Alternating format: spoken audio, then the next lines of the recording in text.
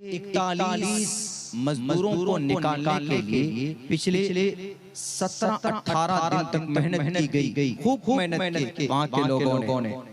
यहाँ तक के अमेरिका से एक मशीन मंगाई गई, एक बड़ी मशीन मंगाई गई अमेरिका से कि उसको खोद कर टनल में जाएं और फिर वहां से मजदूरों को निकाले। वो मशीन बीच रास्ते में टूट गई, बंद हो गई।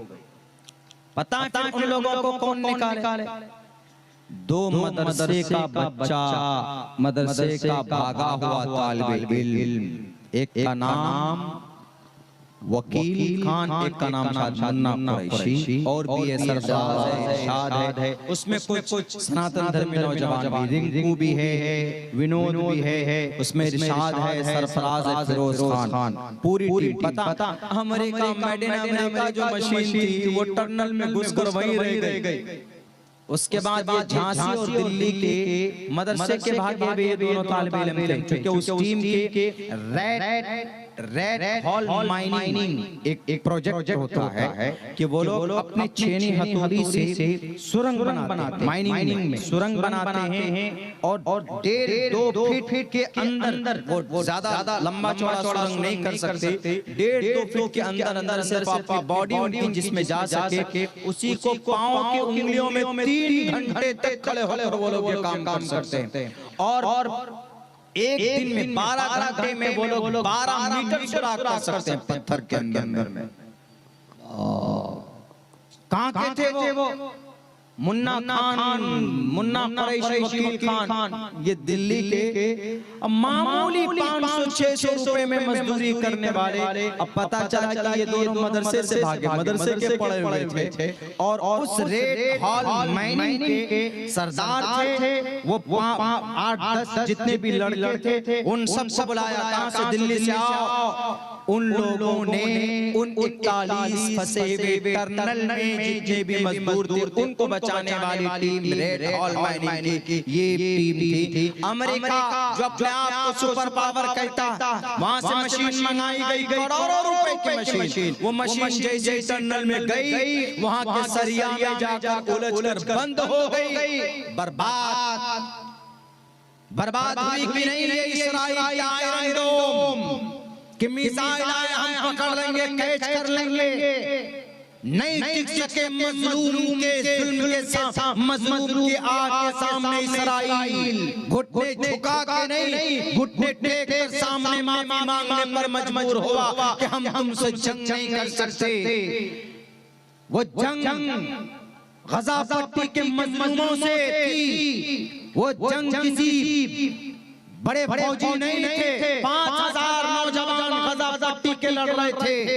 इधर दुनिया की सबसे बड़ी टेक्नोलॉजी के अंदर आगे कौन? इस्राइल है। आपके भारत के अंदर भी यहाँ के हमारे सरकारें भी यहूदी मेड इन इस्राइल टेक्नोलॉजी इस्तेमाल करती, लेकिन वो सारी टेक्नोलॉजी एक तरफ और 5000 लड़ाकू जो अपने देश के लिए लड़ रहे थे, अपने मुल्क के लिए लड़ रहे थे, उन्होंने नाक में डाल दिया कम से कम 1300 टैंकों को, 1300 बल्कि 2300 नौजवानों को वासिले जहन्नम किया। इसीलिए अपनी टेक्नोलॉजी पर एतराम है वो मत करो। टेक्नोलॉजी हमारे हाथ की खेल, ये बाएं हाथ का खेल है। इस्लाम टेक्नोलॉजी पर नहीं बल्कि इस्लाम सही सिद्धांत पर अकीदा रखता है और दुनिया के इंसानों के फायदे के लिए अहकाम जारी करता है। कौन सा हुक्म ऐसा है कि जिस पर अमल करके देश और दुनिया तरक्की नहीं कर सकता? कौन थे भारत के अंदर सबसे पहले educational minister? Doctor APJ Maulana Abul Kalam Azad रहमतुल्लाहि अलैह मौलाना थे, देश के सिस्टम को चला रहे थे। और उनसे पहले कौन थे? उलमाए किराम की एक बड़ी तादाद थी जो इस देश के लिए मैदान में निकल कर आए। अंग्रेज आया था तो किनका फतवा निकला था कलम से? मौलाना शाह अब्दुल अजीज मुहद्दिस देहलवी रहमतुल्लाहि अलैह के कलम से फतवा निकला था कि अंग्रेज मैं तुम्हें इस देश के अंदर कभी काबिज नहीं होने दूंगा। उन्होंने तालीम के मैदान में बहुत काम किया मेरे नौजवानों। भारत के अंदर आप जो लाखों करोड़ों रुपए खर्च करते हो अपने प्रचारों में हमारे देश के प्राइम मिनिस्टर साहब उन पैसों को खर्चा कीजिए, आप चांद पर चले गए, लेकिन 2 किलोमीटर नीचे जो माइनिंग थी, जो टनल था, उसके अंदर पहुंचने के लिए आपने कोई सिस्टम नहीं बनाया। वहां पर पहुंच पाए अपनी छेनी हथौड़ी से, अपने कमजोर हथियार के साथ अगर कोई पहुंचा है तो वहां एक कलमा पढ़ने वाला उनकी पूरी टीम पहुंची है और उनकी जान बचा कर निकले। इस देश के अंदर कोई भी आफत आए, इस देश के अंदर कोई भी आफत आए, आवाज लगा लेना, इंशाअल्लाह हम अपने सर पर कफन बांधकर इस देश की आफतों से मुकाबला करेंगे। अपने धरती की इज्जत को बचाने के लिए हर किसी से हमने मुकाबला किया है और आज भी करने के लिए तैयार हैं। हम जिहाद की बुनियाद पर एक दूसरे को मत लड़ा कि ये गायत्री मंत्र है, ये सूरह फातिहा है, ये अल्लाहु अकबर है, ये फना है, ये फना है। आपका हर किसी का धर्म भाई एक्सेप्टेबल है, अच्छी बात, हर कोई अपने धर्म और अकीदे के हिसाब से जिंदगी गुजारे, लेकिन कोई किसी को जलील ना करे। तो बच्चे क्या बोलते हैं आखिर में, मौलाना और भी बहुत सारी बातें हैं आपके मदरसों के ताल्लुक से में बताया गया। हमने कहा कि नौजवानों, जहां तुम लोग कोटा में कोचिंग करते हो ना, जहां तुम लोग बायोलॉजी या आर्ट्स के ऊपर मेहनत करते हो, वहीं तुम लोग जरा धर्म के ऊपर भी मेहनत करो। हमने कहा ये तुम्हारा धर्म ही तुम्हारा साथ जाएगा। शरीरेण शमनासं सर्वमन्यते गच्छति, कुछ नहीं साथ जाएगा, आपका धर्म आपका साथ जाएगा। मेरे नौजवानों, education, the primary aim of education is to prepare and to qualify the new generation for participation in the development cultural society. आप अपनी तकदीर बदल सकते हैं तालीम के जरिए। तकदीर बदली यहूदी ने 3 फार्मूले पर अमल किया। एक नंबर पे क्या, तालीम के ऊपर। दुनिया के अंदर सबसे बड़ी यूनिवर्सिटी किनकी है? मुसलमानों की होनी चाहिए ना, क्योंकि मुसलमानों में सबसे पहला पैगाम अल्लाह की तरफ से आया, इक़रा पढ़ो। तो बड़े मदारिस होने चाहिए, बड़े कॉलेज होने चाहिए, बड़े यूनिवर्सिटी। और सुन लीजिए, कॉलेज यूनिवर्सिटी में जो निसाब है आज के जमाने का, आज science, social science, math, English, grammar, Hindi, व्याकरण, ये मौजूदा स्कूल का निसाब है। ये निसाब अंग्रेजों का अलग किया हुआ, अलग, वरना ये निसाब पहले हमारे मदारिस में इंक्लूड मिले हुए 1882 में अलग किया गया। इसीलिए कॉलेज यूनिवर्सिटी, पहले मदरसा और कॉलेज यूनिवर्सिटी दोनों तालीम को हमारे पूर्वज बड़े अकाबरीन पढ़ते थे, हासिल करते थे। मौलाना कासिम का एग्जाम्पल मैंने दिया, जिस मदरसे में पढ़े दोनों तालीम होती थी, आज इसको अलग कर दिया गया, कॉलेज अलग, यूनिवर्सिटी अलग, स्कूल अलग। वो एक बड़ी तारीख है। इसीलिए मैं कहता हूँ कि आज पूरी दुनिया के अंदर देख लीजिए, मुसलमानों के तालीम का कितने छोटे मदरसा है, तो उस मदरसे में चंदे की बड़ी प्रॉब्लम रहती, तनख्वाहें नहीं मिलती, मकतब है तो 200 रुपए नहीं दे पाते। और अंग्रेज और यहूदी पता है कितनी बड़ी यूनिवर्सिटी कायम किए हुए। लंदन की सबसे बड़ी, दुनिया की सबसे बड़ी यूनिवर्सिटी कौन? ऑक्सफोर्ड यूनिवर्सिटी लंदन में, हार्वर्ड यूनिवर्सिटी, कैम्ब्रिज यूनिवर्सिटी, बड़ी यूनिवर्सिटी है, तालीमी बड़ी ये जगह है। किनके हैं ये तालीमी इदारे? लफ्ज़ इक़रा पर अमल करते हुए ये बड़ी यूनिवर्सिटी यहूदियों ने बनाया। हम मुस्लिम 22 अरब ममालिक 22 और पैसों के एतबार से ये कौम गरीब नहीं है।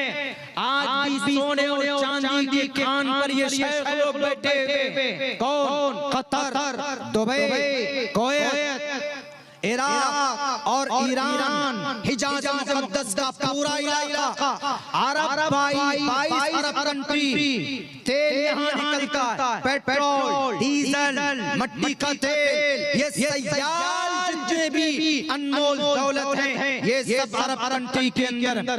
वो लोग गाड़ी भी सोने और चांदी के उससे बॉडी बनाते हैं, गाड़ी की 5-6 टन की गाड़ी बनाकर अपनी बेटियों की शादी के अंदर में अपने दूल्हे को अपने दामाद को देते। सबसे ज्यादा पैसा किनके पास? अरब कंट्री के पास। लेकिन इन अरब कंट्री के पास अगर कुछ नहीं है तो कोई तालीमी इदारा नहीं है, एजुकेशन के लिए कोई तालीमी इदारा नहीं है। ये सबसे बड़ी हिदायत की वजह बनती चली गई 1924 के बाद। ऐसे लोग 4 शादियां किए हुए, एक बीवी वहां एक बीवी वहां, अपना शेख बोलते एकदम एयर कंडीशन गाड़ी में घूम रहे हैं, नस्ल के लिए कुछ कर रहे हो, कुछ नहीं करेंगे, हम तो शेख हैं, हमारे नौकर है, काम कर रहे हैं, बच्चे हैं, हाँ बच्चे हैं, इतने मोटे मोटे बच्चे होते हैं, बच्चों पर कोई परवरिश नहीं, 4 शादी करने को फर्ज समझते हैं। और यही कॉन्सेप्ट हमारे देश के प्रधानमंत्री जी को हो गया कि अरे मुसलमानों में 4 शादी कंपल्सरी लाओ, यूनिफॉर्म सिविल कोड लेकर आओ, यूनिफॉर्म सिविल कोड नाफिज करो तो ये 4 शादी एक शादी में बदल जाएगी, एक ही शादी कर सकते। ये बात कई जगह बताई जा चुकी है कि 4 शादी इस्लाम में फर्ज नहीं है। इस्लाम में अगर आपके अंदर सकत भी नहीं है, आप अगर नफका नहीं दे सकते तो आप पर एक भी फर्ज नहीं है। हाँ, आपका जब फर्ज है जब आपको गुनाहों में जाने का अंदेशा हो, अपनी सेक्सुअल डिजायर के ऊपर कंट्रोल ना हो, क्या आप जिना में मुब्तला हो सकते हैं और आपके पास हिम्मत है, सकत है, ना नफका आप दे सकते हैं और आपकी बीमारी में गुनाह में मुलव्वस होने का अंदेशा है, तो ऐसी सूरत में आपके ऊपर तब फर्ज होती है एक शादी, आप एक निकाह कर सकते हैं। लेकिन हमारे मोदी जी समझ बैठे कि शायद इस्लाम में 4 शादी फर्ज है, यानी 4 शादी करना एक मुसलमान मर्द को जरूरी है। नहीं मोहतरम, एक ही कीजिए लेकिन उनको साथ रखिए, छोड़िए मत। 40 साल से आपने छोड़ रखा, एक करो, निभाओ उसको। हाँ, यहाँ ऑप्शन ये है कि अगर कोई औरत बाज निकल जाए, इस्लाम में ये ऑप्शन है, कोई औरत बाज निकल जाए या बीमारी हो जाए, कैंसर हो जाए, मौलिक बीमारी हो जाए, तो इस्लाम कहता है कि दूसरी भी अब तुम कर सकते हो। आप यहाँ तो कर ही नहीं सकते, दूसरी नहीं कर सकते, नहीं तो आप बैंड बजा सकते। तो बैरक एक तो की नहीं शादी उत्तर प्रदेश के साहब को क्या पता बीवी का मकाम मर्तबा क्या होता। एक साथ किए हुए हैं हमारे देश के बड़े लीडर, तो 42 साल से अपनी मोहतरमा को अलग किए हुए, उनकी कोई जनरेशन नहीं, उनकी कोई औलाद ही नहीं।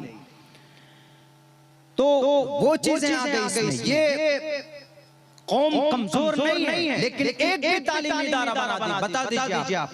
आपने भी सुना है कि हम जा रहे हैं कतर पढ़ने के लिए, नहीं कतर क्यों जा रहे हैं? पैसा कमाने।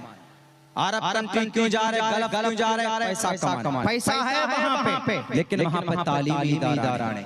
तालीम के लिए बच्चे कहाँ जाते हैं? हायर स्टडीज के लिए यूक्रेन जाते हैं, स्पेन जाते हैं, ब्रिटिश रशिया जाते हैं। मेरे मामू रशिया से एमडी किए, रशिया गए, रूस गए, वहां से तब वो यूक्रेन शिफ्ट हुए, अभी वहीं पर नेशनलिटी मिली।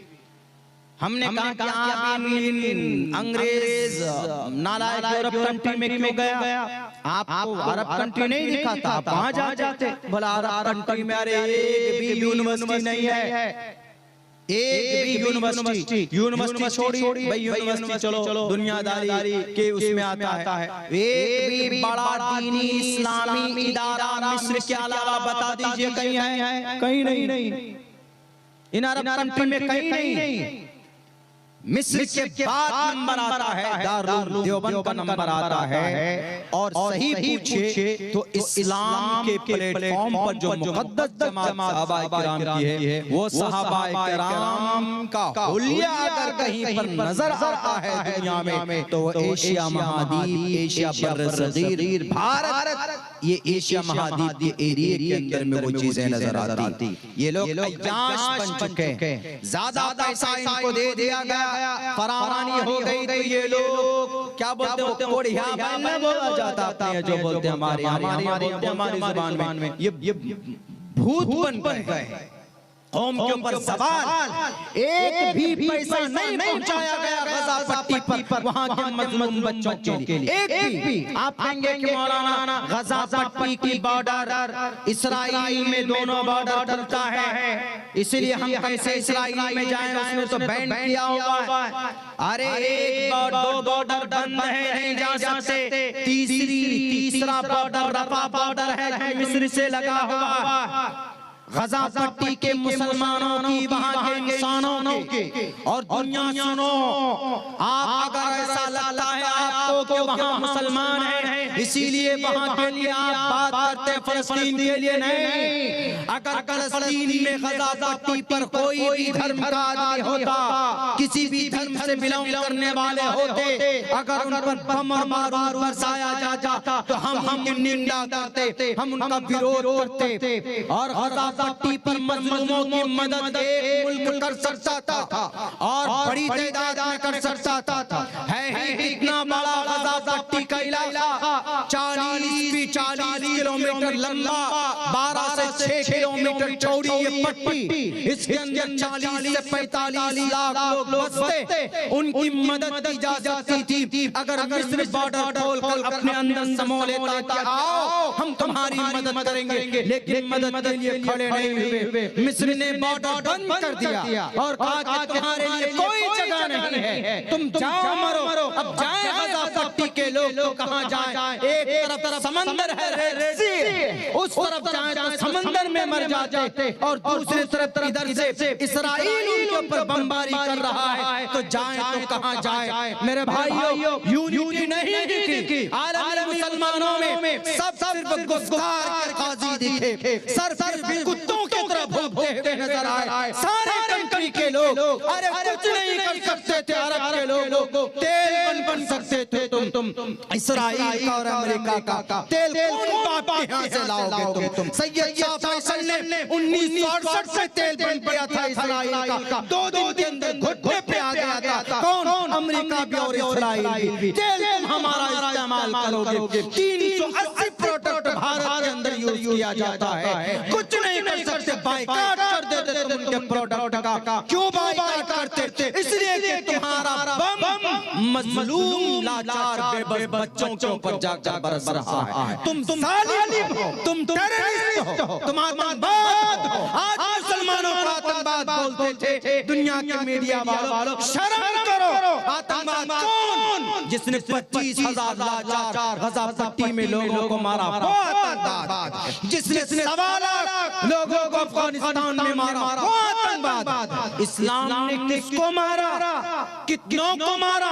हमारे नबी 23 जंगों में शरीक हुए, हमारे नबी जंगे बद्र में कुफ्फार मक्का को पकड़ कर लाए, हाथ में हथकड़ी थी, आवाज आ रही थी गुलाम और उन असीरों के, उन कैदियों की रात को कराहने की। तो मोहम्मद इब्न अब्दुल्लाह ने कहा, मोहम्मद रसूलुल्लाह ने कहा अपने सहाबा से कि जरा हथकड़ी का थोड़ा ढीला कर दो, इसलिए कि दर्द से चीख रहे हैं तो मुझे नींद नहीं आ रही है। अल्लाह के नबी ने भी अपने गुलामों के साथ जो जंग के मैदान में पकड़े गए थे कैदियों के साथ हमदर्दी पेश करते हैं। किसी को एक थप्पड़ तक नहीं मारा गया है। जंग का ये रूल है, अगर जंग करते हो आपस में फौजी लड़े ठीक है, एक दूसरे को मारो, ये जंग का कानून है, लेकिन सिविलियंस को नहीं मार सकते, बच्चों को नहीं मार सकते, औरतों को नहीं मार सकते, बूढ़ों को नहीं मार सकते, फसल को नहीं तबाह कर सकते। अल्लाह के नबी ने इस पर पूरी रियायत की थी। अल्लाह के नबी 23 जंगों में शरीक हुए, बल्कि रहीकुल मखतूम मौलाना मुबारकपुरी की एक अहले हदीस आलिम दीन की मजबूत किताब है, मजबूत किताब सीरत के ऊपर। और रहीकुल मखतूम पढ़िए, एवॉर्डेड किताब है, रिवॉर्डेड किताब है। उस किताब के अंदर 27 गज़वात में मोहम्मद खुद शरीक हुए, लेकिन आप मोहम्मद रसूलुल्लाह ने किसी भी इंसान का, किसी भी मुशरिक का, किसी भी अपने जानी दुश्मन जो सामने थे उनका भी एक कतरा खून तक मोहम्मद इब्न अब्दुल्लाह मोहम्मद रसूलुल्लाह ने नहीं बहाया। जंग का पूरा लिहाज रखा। आज दुनिया के सामने आ गई कि कौन इस दुनिया के ऊपर जुल्म ज़्यादती करने वाला टेररिज्म। लेकिन एक बात बताएं, क्यों ताकतवर बन गए ये यहूदी? एक तो तालीम पर मेहनत की और हमारे सारे क्या बनाया उन्होंने? वो बुर्ज खलीफा। इस बुर्ज खलीफा का जो आर्किटेक्चर डिजाइनर है, पता कौन है? मेड इन यहूदी है, इस्राइल का। तुम्हारे पास क्या है? तुम्हारे पास तो दिफा के लिए फौजी भी नहीं है। किनके पास? अरब कंट्री के पास 22 अरब कंट्री और 57 मुस्लिम कंट्री, यानी पूरी दुनिया में मुसलमानों की तादाद पौने 2 अरब और यहूदियों की तादाद सिर्फ 1.5 करोड़। 1.5 करोड़, 1 करोड़ 50 लाख और 100 करोड़ 50 करोड़, 150 करोड़ पूरी दुनिया के अंदर मुसलमानों की तादाद। लेकिन ये कौम कुछ नहीं कर रहे। क्यों? तालीम में पीछे। दूसरी चीज और बता दूं, तिजारत में यहूदी आगे आए। तिजारत सबसे बड़ी ताकत इनकी तालीम के बाद तिजारत है। तिजारत इनकी सुन्नत है। नौजवानों किनकी सुन्नत है? सुन्नत रसूल है कि नहीं? अल्लाह के नबी ने 15 साल से लेकर 40 साल की उम्र तक तिजारत की। मोहम्मद रसूलुल्लाह ने, अबू दाऊद हजरत दाऊद अलैहिस्सलाम ने तिजारत की है, अबू बकर ने तिजारत की है, इमाम आज़म इमाम अबू हनीफा ने तिजारत की है। इन लोगों ने तिजारत के मैदान में झंडा गाड़ा है कामयाबी का। हमारे जवान के पास 50,000 रुपए हो जाए तो फौरन पहुंचेंगे ओप्पो वीवो खरीदने। क्यों? 50,000 रुपए के मोबाइल से क्या करोगे जी? मौलाना सेल्फी अच्छी आती, एकदम बेहतरीन एचडी क्वालिटी की फिल्में चलती। वाह वाह वाह, इसी कमर लचकाने में रह जाएंगे हमारे जवान। जिंदगी में कोई गोल सेट नहीं कर पाएंगे। 50,000 रुपए आपके पास आते हैं तो कभी आप सोचो कि इस 50 का 1 लाख कैसे करना? अगर ये गुण ये हुनर किसी में है तो यहूदी बच्चों में। इसीलिए हम सब गुलाम। ओ काले पीले बाल बनाते हैं, कौन सा कलर लगाते हो? गानेर। और ज्यादा हाई फाई कलर लगाना है तो कौन सा लगाते हो? लॉरेल। ये दोनों कलर मेड इन यहूदी है। सुबह सवेरे उठते हैं, टूथपेस्ट क्या? कोलगेट यूज करते हैं, फेमस है कोलगेट। ब्रश ओरल बी किनका? मेड इन यहूदी। आप मोबाइल यूज करते हैं, Nokia, Motorola, iPhone, made in यहूदी। टेक्नोलॉजी हमारे मोदी जी पेगासस यूज करते हैं, मेड इन यहूदी। लाइफ बॉय, डव, लक्स साबुन, मेड इन यहूदी। देख लीजिए कितने आगे बढ़े वो। तिजारत की दुनिया में आगे बढ़े कि नहीं बढ़े? और हमने क्या इजाद किया? बुर्ज खलीफा इजाद किया। बुर्ज खलीफा, बुर्ज खलीफा से तकदीर बदल के अल्लाह के नबी ने घर बनाया। सहाबाए किराम से ज्यादा दौलतमंद कौन हो सकते थे? कोई नहीं। उमर फारूक के जमाने में वृद्धा पेंशन नाफिज किया गया। दौलतों के अंबार, ज़कात सदका जमा होते थे, चाहते बड़ी इमारत बनाते, लेकिन नहीं, इन शेखों ने सोचा कि बड़ी इमारत। अभी ये कंपटीशन में और बन रहा है, रियाज में कंपटीशन में और बहुत बड़ी इमारत बनाओ, तुम्हारी खबर को देगी इन बड़ी इमारतों के अंदर में। जब ये नस्ल के लोग दफन होंगे, गज़ावती की बारी आएगी, सारे खामोश, हम कुछ नहीं करेंगे। ये दिल के अंदर बहन, जब बहन पैदा हो जाए, ये दिल के अंदर एक बीमारी है, मौत और दुनिया से मोहब्बत, मौत से डर। जब ये बीमारी पैदा हो जाए तो आपके सामने में इसी तरीके पर जालिम दंदनाता हुआ नजर आएगा। आप उनकी आंखों में आंखें डाल बात नहीं कर सकते। तो तिजारत की दुनिया में ये आगे यहूदी। और तीसरी चीज क्या है इन यहूदियों के पास? तीसरी चीज जो हमारी शरीयत से चुरा कर ली है वो थी इत्तिहाद, यूनिटी। एक प्लेटफॉर्म पर है पूरी दुनिया के यहूदी। आज यही वजह है कि वो यहूदी कामयाब है इत्तिहाद की बुनियाद पर। आप एक यहूदी के सर पर एक पत्थर मार दो, सारे यहूदी एक तरफ से आ जाएंगे और आप नहीं कुछ कर सकते। ये इत्तिहाद कहाँ है? कुरान में है, इन्नमल मुमिनूना इख्वा अल मुस्लिमु अखुल मुस्लिम अल मुस्लिमु कजसदिन वाहिदिन वातसिमु बिहब्लिल्लाहि जमीआ है कि नहीं है?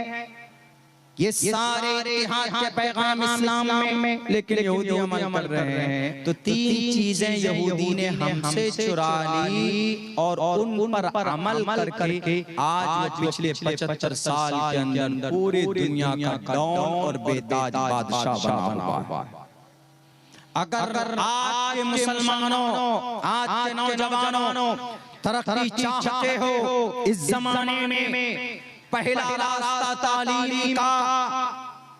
जब तालीम में जाएंगे तो खुद आपको अपनी जिंदगी में क्या करना, कितने साल की उम्र से कौन सी इबादत करनी है, वो शोर पैदा होगा।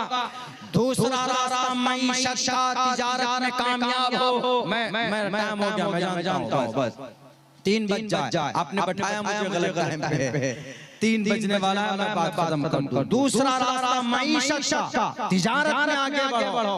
लाखों रुपए होना जरूरी नहीं है। कोल्ड ड्रिंक बेचने वाला जब देश का करोड़पति बन सकता, चाय बेचने वाला पीएम बन सकता, दूध बेचने वाला बिहार का सीएम बन सकता, और जनाब चाय क्या कोल्ड ड्रिंक बेचने वाला मालिया बन सकता, अखबार बेचने वाला डिजाइन बन सकता है। तो आप 1,50,000 रुपए से छोटा मोटा कारोबार करके आप क्यों नहीं करोड़पति लखपति बन सकते हैं? अपनी तकदीर खुद लिखो, खुद कोशिश करोगे तो तब्दीली आएगी। सिर्फ जलसों से, तकरीरों से, अशार से, चीखने चिल्लाने से, बड़े हाथ उठाकर नारा लगाने से कौम की तकदीर नहीं बदलने वाली। जैसे पिछले 75 साल में यहूदी ने दुनिया को कहा आज तक गुलाम समझते थे, अब तुमको गुलाम बनाऊंगा, और पूरी दुनिया को 75 साल में यहूदियों ने अपना गुलाम बनाया। अगर यहूदी 780 प्रोडक्ट रोक दे तो दुनिया के अंदर, दुनिया की मार्केट इकोनॉमिक जमीन पर आ जाए। मेरे भाइयों, बस ये 3 चीजें हैं हमें बात करनी थी। खुसूसन नौजवानों को उनका मार्गदर्शन उनको मिलना चाहिए, अपनी जिंदगी के अंदर इस्लाह करनी चाहिए। अल्लाह से दुआ करता हूँ कि अल्लाह तबारक व तआला कहने सुनने से ज्यादा अमल की तौफीक दे। बहुत बहुत शुक्रिया, जज़ाकल्लाह। अस्सलामु अलैकुम व रहमतुल्लाह।